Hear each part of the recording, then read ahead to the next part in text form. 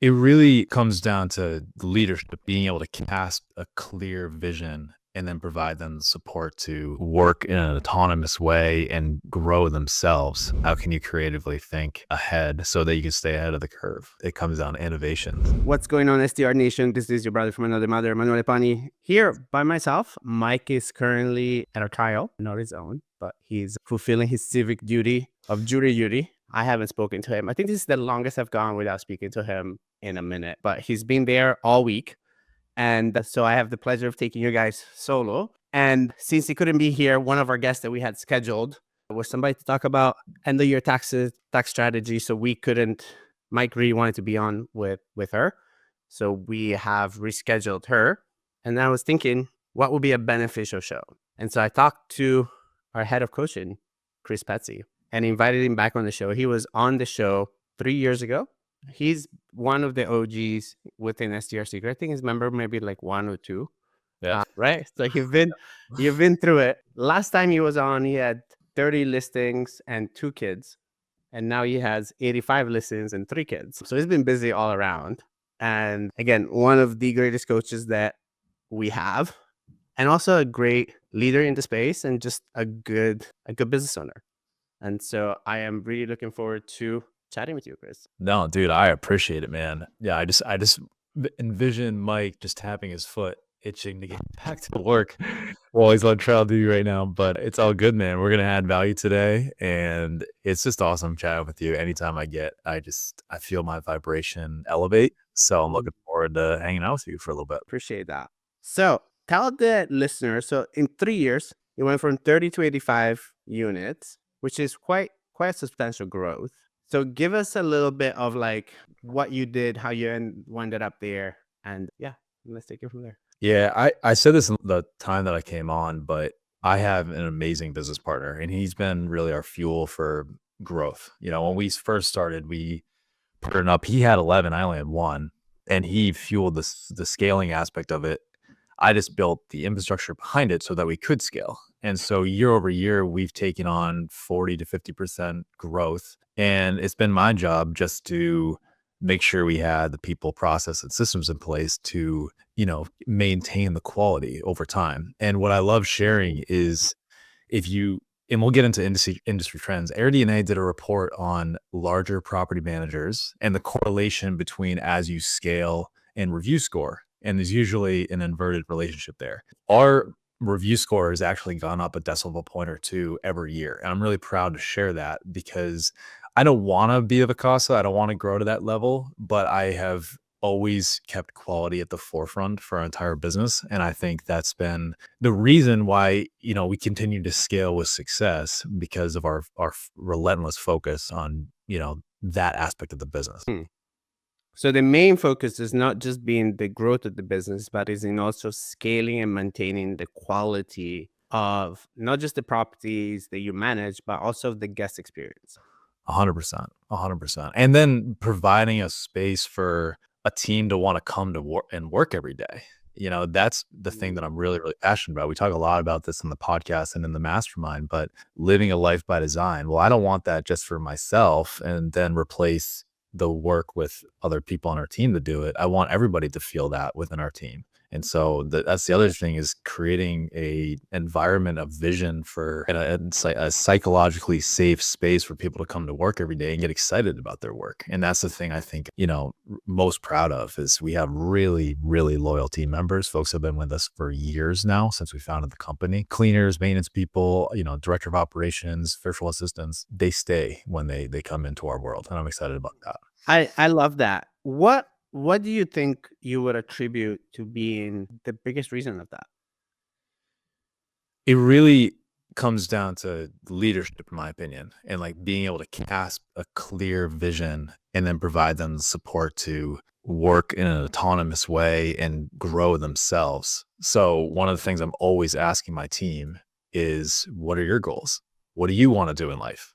And then finding ways to personally align the business goals with their personal goals, right? I think some folks can get trapped in that. And my business partner does a really good job of it. I think, together we just make sure that our team is really well supported.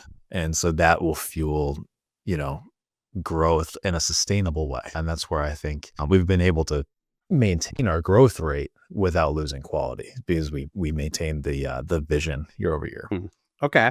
And when it comes to that, my question for you is, if you have somebody that is listening to this and they understand, okay, like I get the point of investing in the team, but I don't know, I'm not a good leader, or I don't know how to do this, or I don't know, like, are these people really going to want to talk to me about their goals and what they want? Like, don't they just want to come to work? And so, question there for you is, was that ever a limiting belief that you had in terms of like how you approached your business? And the second thing is, if it was, how did you overcome it? You know, when I was working my corporate job, I really wanted to get into management because I wanted to lead people. And I interviewed for a lot of jobs and kept on getting rejected because I didn't have the experience. That's what I was told. And so I took, the reins and obviously created this company to not just to build a team, right? It was to create freedom for myself. But what it came down to was I had to just get the reps in. You have to go out and try. I hear a lot of people say, yeah, I'm afraid like I'm not going to manage well. Well, are your goals bigger than your fears? And if they are, then you got to go and take your shot and you got to give it a shot. And yeah, you at the same time, you owe it to yourself and your team to just stay a couple steps ahead, be, in the right communities, reading the right books, listening to the right podcasts so you can learn how to lead well. But you're not going to grow until you experience it. And that's where like I've fallen down many times and people have left their team. I'm not perfect there, but it's something that you got to start affirming that you are a leader versus the more you say, oh, I don't know if I can manage people, like it's a self-fulfilling prophecy, right? That's where affirmations come in. I love that. And so I think we talk about in the industry a lot about growing your portfolio and growing how much money you make. I don't think I've heard a lot of people talk about, well, one of our KPIs, one of our metrics is that our review score continuously goes up a couple decimals of a point year over year. And so I'm really focusing on like the quality of not just, because the thing is this, right, with the review in my mind, it's such an art and a science because it's not just the quality of the properties, the overall experience that comes with it. So in understanding that is like, okay, so how do you do that? Like, how do you continuously focus on making the reviews better? And what have you implemented that has helped you guys with that? I mean, there's a lot of tactical things, but at its root, I've always been a huge believer in that the product will be your marketing, right? In all of our leads, literally every single one of them has been inbound or referral. And so we've never done the UI method. We've never done outbound. I think I made one cold call. I probably said this in the last time I made one cold call. I was like, not doing that again. I want to build a product that just sells itself. And when you have that focus, I'm not trying to discount the UI method or selling, but when you go and just do that, but you don't work on your product, then your confidence falters because you don't have a product that you really believe in or have results that will prove that it can add value to people. So I just focus on adding value. If I can add value to my team, if our team can add value to the cleaners and the cleaners can add value to the guests, that's going to have a trickle effect. And we just play the long game when it comes to that. So good fundamentals. So like wax on, wax off type of thing. Dude, 100%. Yeah. Like there's a bunch of shiny objects out there, but can you consistently just do the basics again and again and again? And so, again, we could talk about the tech, but in terms of process, we are relentless about meeting every single Monday morning, going over the reviews, going over every single guest review and the feedback they provided, adding any constructive criticism to our, we use Breezeway, but issues lists, and then going and correcting those. We review our cleaners on a quarterly basis. We bonus them out. Like there's a lot of things that we do tactically, but at the root of it is just that focus and discipline to be consistent over a long period of time. Love that.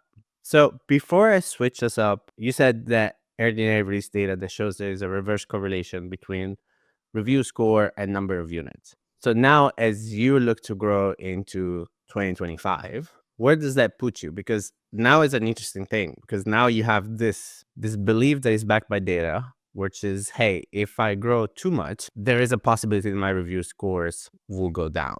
But then also you have your own belief of, I have the right team, the right product, and I've been growing consistently year over year in my review score. So are you going against the statistic, or have you created a picture in your mind where you're like, okay, this is the most that we're going to grow is 150, you know?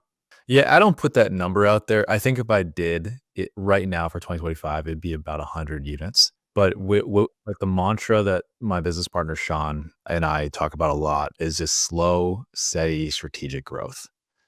Like, this is not a race to go public. Like, this is not a race to be the biggest property manager. It's a lifestyle business to us, and it serves us well, but I want it to serve the team well. I don't want to burn anybody out. So, maybe that turns into 150, 200, and we will be the outlier if that's the case, because the question we'll always ask ourselves is there a point now that we're losing control?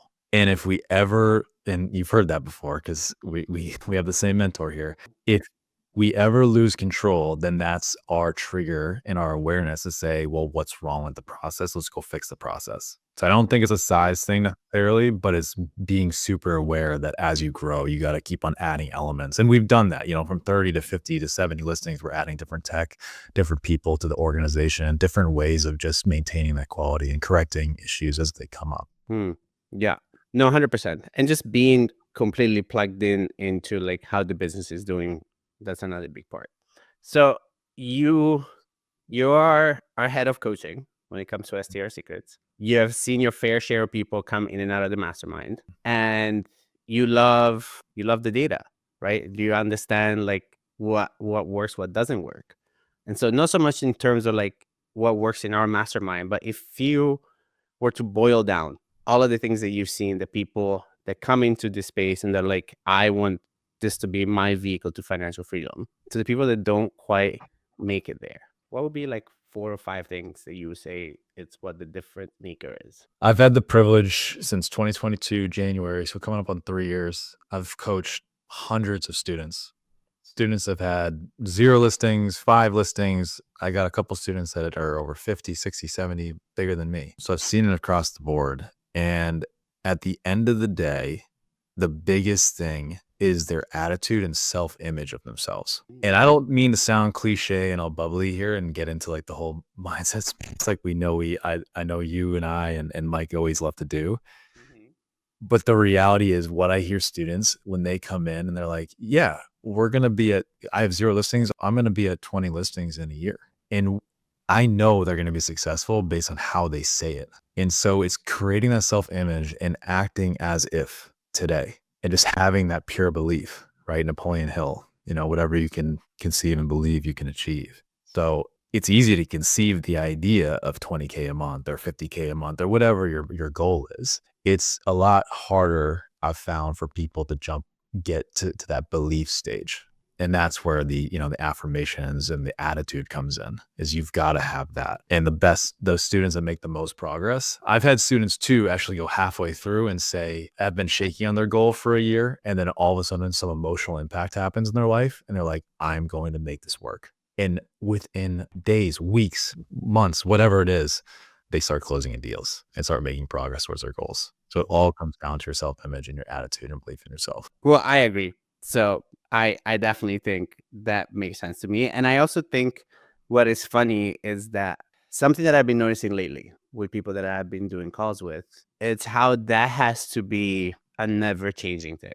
And what's funny is that it actually becomes harder when you taste a little success, because then you have more to lose. And so like, it's really like owning this concept of like my self-image is always under construction, period.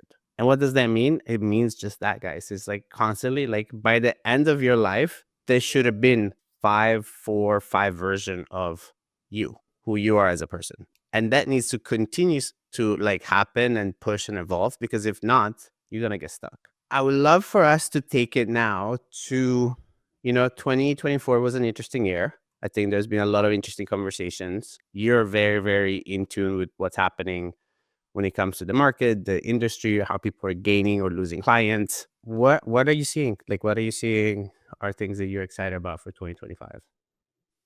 I remember at the beginning of the year, you guys talking a lot about revenue management being a renewed focus. Obviously, the market's getting a lot more competitive. I kind of maybe not coined it, but I said to my owners that this is going to be the year of normalization. Interest rates were going up. supply was starting to toe, demand was coming back, and it was going to be kind of a normal year finally.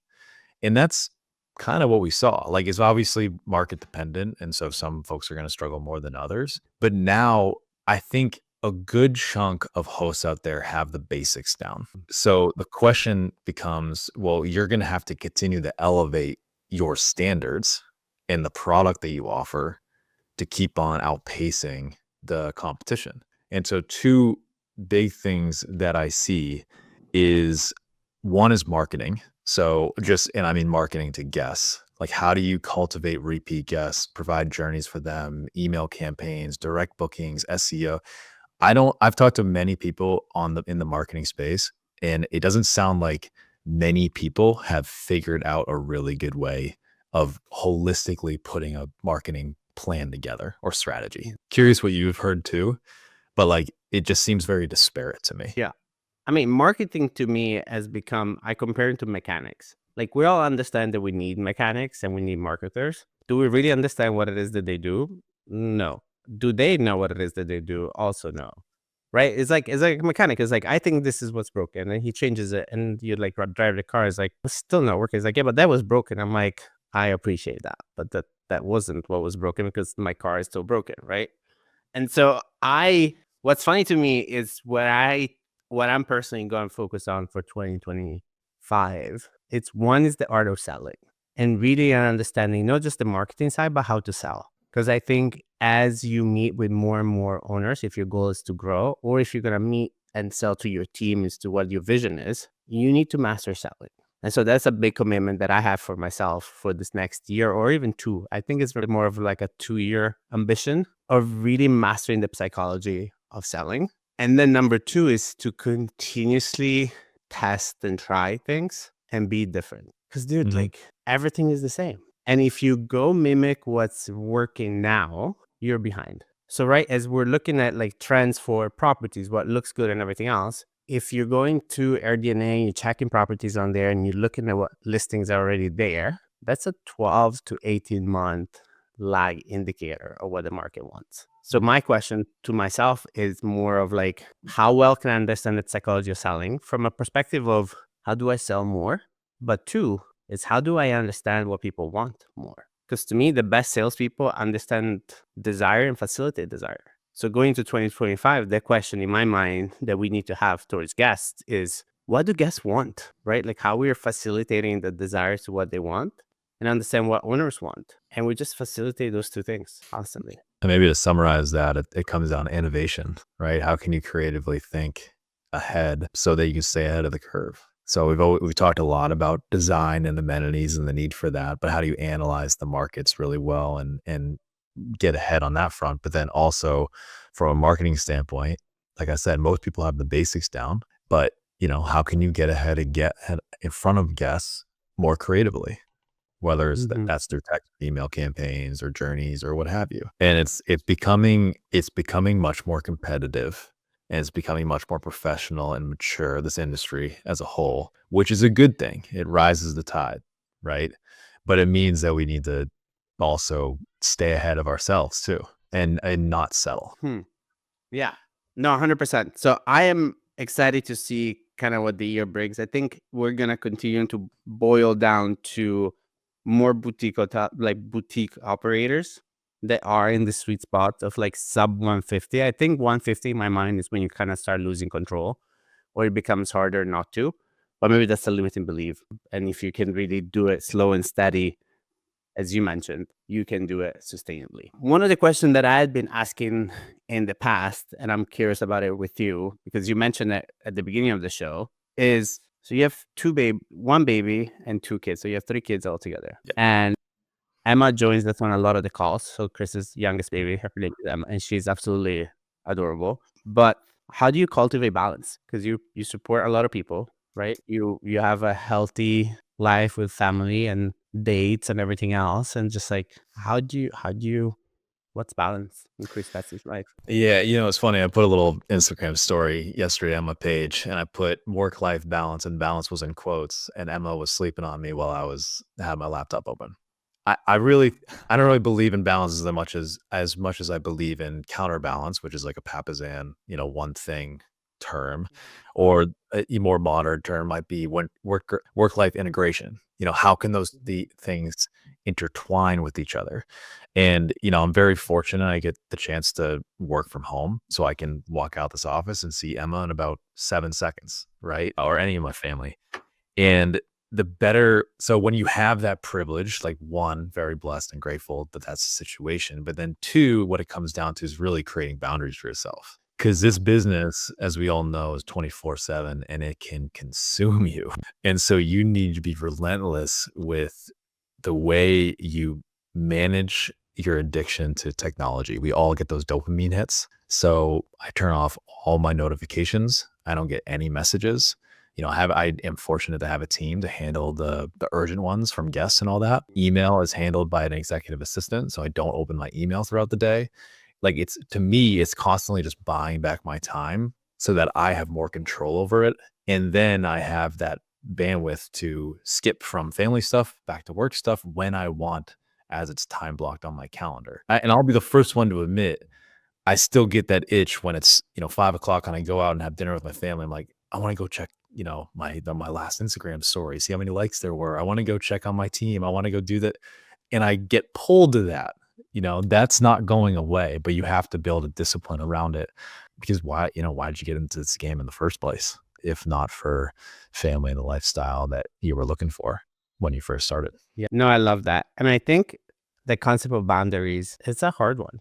Like, it's a hard one. Like, it's one that I constantly am learning from and I'm learning about, because there's levels, right? Like, as you establish more boundaries, you gain more awareness, and the awareness creates space for you to realize other boundaries that you want. And then it becomes this game of like constantly pushing the boundaries, but with the understanding, which I think is the biggest piece that I missed for a very long time, is in me establishing my boundaries and being and doing what is best for me. I create the me that is best for everyone around me. 100%. Right. And so by loving unconditionally me and what he needs, I am giving the people around me the best version of me to support that best version of them. But I grew up with the Italian guilt of like, you need to do certain things, be certain ways, and your feelings are secondary at times. So he's in learning that. Cool. So we're almost at the top of the hour. Actually, we're a little bit past it. So I would love to hear, in wrapping, what is something that you're focusing on in terms of your own personal growth for 2025? And what is something you're focusing on in terms of like the leader of your company for 2025, or one of the leaders? Yeah, that's actually my biggest focus. I talked about the marketing earlier. That's more like mechanical, and let's get a strategy built out, and the team will execute on that once I have a vision there. But for me personally, it's about how do I continue elevating, specifically as a leader, so that I can lead my team well, show up every day, and continually raise the standards for myself so everybody else raises their standards.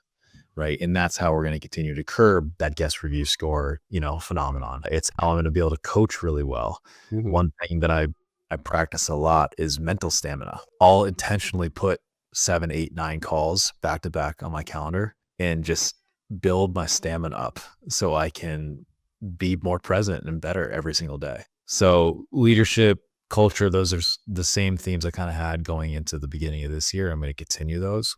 And now I just want to serve a broader audience. I actually want to help people, continuing to help people within the mastermind, within short-term rentals, but also above and beyond that. My real niche love is like helping the small business owner, self-employed owner, solopreneur, whatever you want to call them, and help Mhm. them go from that left hand of the quadrant over to, business building, if we're thinking about the cash flow quadrant. So that's been my focus over the last month or so, and it's going to continue to 2025, is how do I serve those people and share some of the best practices I've learned in the last 3-4 years in this journey.